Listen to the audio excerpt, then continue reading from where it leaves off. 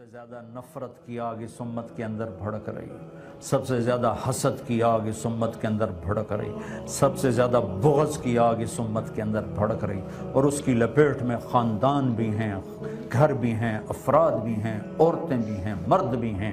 میرے نبی کی زندگی کی سب سے خوبصورت چیز آپ کے عالی اخلاق ہیں۔ میرے نبی نے لمبی نمازیں پڑھی، اللہ نے کہا مجھے نہیں چاہیے، تھوڑی کر، درمیانی پڑھ۔ ما انزلنا الیک القرآن لتشقی۔ میرے نبی نے ایک دفعہ سارا مال دے دیا، خالی ہاتھ بیٹھ گئے، اللہ نے کہا نہیں میرے نبی اتنا بھی خرچ نہ کر، کچھ بچا کے بھی رکھ۔ لا تبسطها کل البسط فتقعد ملوما محسورا۔ میرے نبی نے انسانیت کا غم زیادہ کیا، دکھ کڑھن تبلیغ میں زیادہ کھپے تو اللہ نے اس سے بھی روک دیا۔ فلا تذهب نفسك عليهم حسرات۔ میرے محبوب اتنا غم نہ کر کے آپ خود فوت ہو جائیں۔ لیکن جب میرے نبی نے اخلاق اچھے دکھائے تو اللہ نے شاباش دی، انک لعلی خلق عظیم۔ میرے حبیب، اللہ آپ کو شاباش دیتا ہے، آپ کے اخلاق بڑے عالی شان ہیں۔ میرے بھائیوں اور بہنوں، اپنے گھروں میں خوشیاں دیکھنا چاہتے ہو تو اپنے نبی والے اخلاق سیکھ لو۔ اللہ کی قسم، شکل صورت سے گھر آباد نہیں ہوتے، سونے چاندی زیور پاؤنڈ ڈالر سے گھر آباد نہیں ہوتے۔ گھروں کی آبادی کا تعلق ایک دوسرے کے ساتھ اچھے سلوک کے ساتھ ہے۔ اگر اولاد کا سلوک والدین کے ساتھ ٹھیک نہیں تو والدین کی زندگی آگ بن جاتی، والدین کا سلوک اولاد کے ساتھ ٹھیک نہیں تو اولاد تباہ و برباد ہو جاتی، خامند کا سلوک بیوی کے ساتھ اچھا نہیں تو بیوی کی زندگی ختم ہو جاتی، بیوی کا سلوک خامند کے ساتھ اچھا نہیں، خامند کی زندگی ختم ہو جاتی، بھائی کا سلوک بھائی کے ساتھ اچھا نہیں تو دشمنیاں رقابتیں پیدا ہو جاتی ہیں۔ زندگی کی خوبصورتی کا تعلق آپ کے رویوں کے ساتھ ہے، جو میرے نبی نے بتائے، وہ آپ کے پیسوں کے ساتھ نہیں ہے۔ ایک جھونپڑا بھی خوشحال زندگی گزار سکتا ہے اگر اس میں اخلاق زندہ ہیں۔ ایک محل والا بھی اچھی زندگی، خوبصورت زندگی گزار سکتا ہے اگر اس میں نبی والے اخلاق زندہ ہیں۔ زبان کا بول کاٹنے والا ہو، کسے سکھ آتا؟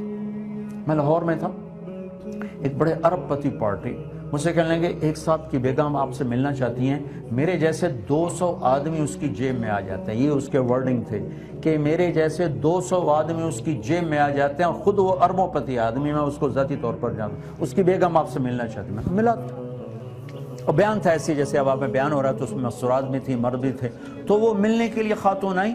وہ بعض سے لوگ ملنے آتے ہیں، پہلے اپنے کوئی تھوڑا بہت غم سناتے ہیں، پھر وہ رونا شروع کرتے ہیں۔ وہ خاتون نے بیٹھتے ہی رونا شروع کر دیا، بات ہی شروع نہیں کی، بات ہی آنسوں سے کی۔ میں کہا وہ تاکھی جاندہ ہے بے 200 ہے، بجے چاہ جاندے تھے انہوں کی بڑی۔ وہ کہنے لگے مولانا میری کیا زندگی، آپ میرے کپڑے دیکھ رہے ہوں گے، زیور دیکھ رہے ہوں گے، دولت، میں اس دولت کو آگ لگانا چاہتی ہوں، مجھے کچھ نہیں چاہیے، میرے خامند کا سلوک میرے ساتھ اچھا نہیں ہے، مجھے اس پیسے کی کوئی ضرورت نہیں، مجھے اس گاڑیوں کی، زیور کی کوئی ضرورت نہیں ہے، میں اس دولت کو آگ لگاؤں، میرے خامند کا میرے ساتھ سلوک اچھا نہیں ہے۔ یہ ایک کھربوں پتی آدمی کی بیگم میرے سامنے آنسوں سے روئی ہے۔ کس پر روئی ہے؟ پیسے کی کمی، زیور سونے چاندی کی کمی، خامند کے سلوک۔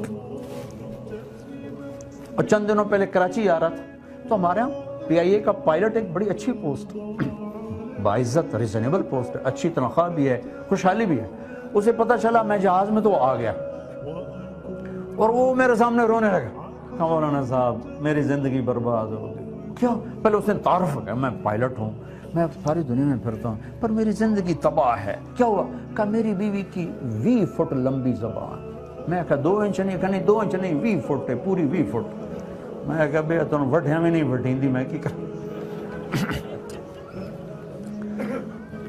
تو وہ اتنے اچھی، پاکستان میں بڑی اچھی جاب ہے پی آئی اے کا پائلٹ جو باہر جاتا ہو، وہ رو رہا ہے کس سے؟ اپنی بیوی کے برے اخلاق سے اور بد زبانی سے۔ صرف کر کے بچہ باپ کو بول دے تو اس کی ساری رات کی نیند اڑ جاتی، ماں کو آنکھ دکھا دے بیٹی تو اس کی نیند اڑ جاتی۔ میرے نبی سے پوچھا گیا یا رسول اللہ قیامت کب آئے گا؟ اللہ کو پتہ کب آئے گا۔ کہ کوئی نشانی تو بتائیں۔ کہ جب ماؤں کو ذلیل کیا جائے گا آ جائے گا۔ آپ کے ہاں تو رشتے ناتوں کو کوئی پہچانتا نہیں کہ ماں کسے کہتے ہیں، باپ کسے کہتے ہیں۔ میرے نبی نے کہا کاش میری ماں زندہ ہوتی، تم دیکھتے میں کیا کرتا۔ میں عشاء کی نماز کے مصلی پہ کھڑا تھا، سورۃ فاتحہ پڑھ رہا تھا، اور ادھر سے میری ماں کہتی محمد، تو میں نماز توڑ کے کہتا اماں جی لبیک، حاضر ہوں۔ تمہیں کیا گلہ دوں؟ اسلامی ملکوں کا بھی یہی حال ہے، کوئی نہیں ماؤں کو پوچھتا، کوئی لاکھوں ماؤں میں ایک خوش نصیب ماں ہوتی ہے جس کی اولاد اس کی رضا دیکھتی ہے، ورنہ ماؤں کو بلکتے روتے تڑپتے سے